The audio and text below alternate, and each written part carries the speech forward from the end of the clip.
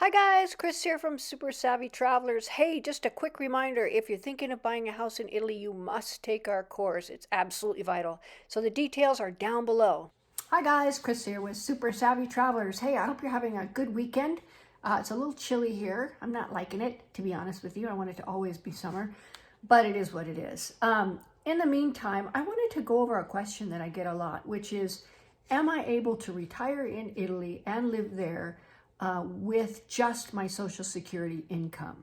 So that's a question that actually has a lot of parts to the answer. And so I thought I'd go over all the parts individually. The first and most important one is that Italy, in order for you to become a resident, and that requires that you get an elective residence visa and then a permission to stay visa.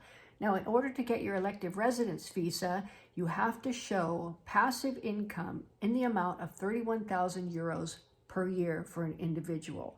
Now, based on the exchange rate that I see right now, as of the 25th of February 2021, there was $1.216 to the euro.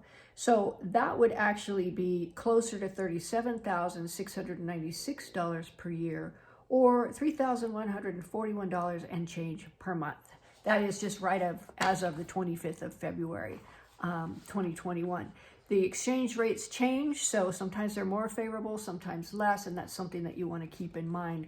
But 31,000 per year for an individual, you have to show passive income. Now that could be rental income, it could be Social Security, it could be pensions, it could be dividends, something like that is expected to go on indefinitely.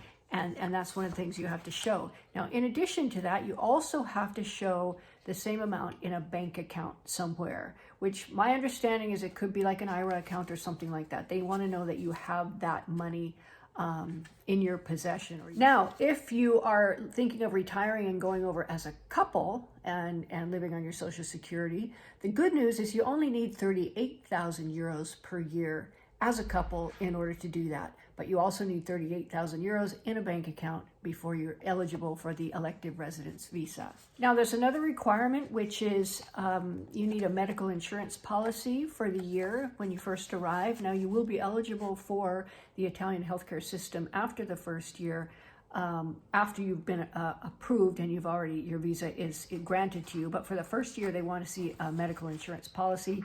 Those are not too expensive. Now, the next question is, once you get past the passive income requirements for the elective residency, can you live in Italy on that amount of money? So let's just say, for example, $2,500 a month. And the answer is, again, it depends.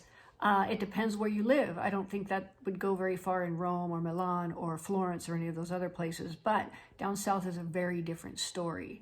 Now, there's a lot of ways that you can stretch your dollar down there, and honestly, the prices are very cheap. You can get a pizza there, like a full delicious pizza for €6.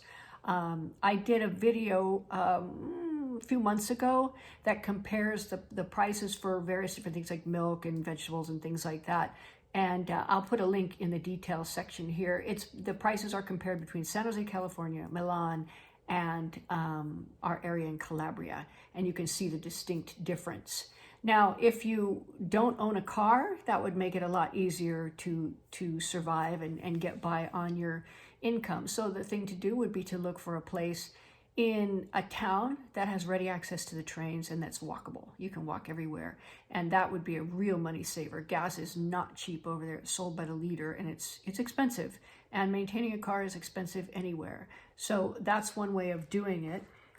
Also, if you have the wherewithal to purchase your home so you don't have a mortgage, that's a very good thing. The rents are a lot cheaper in Calabria, although July and August, they go up. So you'd have to really average it out over the years and see if that would work for you. But I think if you were a little bit away from the sea, perhaps in Santa Domenica Talau, or even Orso Marso, or one of the other, Tortora, Aieta, those kind of places, I don't think the rents will fluctuate that much in the summertime, but they tend to be a lot cheaper in southern Italy, and especially in Calabria, than in northern Italy.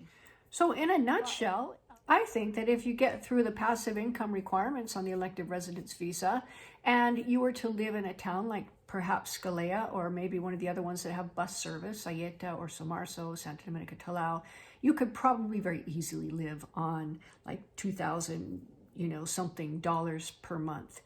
I think if, as long as the exchange rate didn't fluctuate wildly, you would probably be okay. And they do fluctuate. Let's just be honest with that.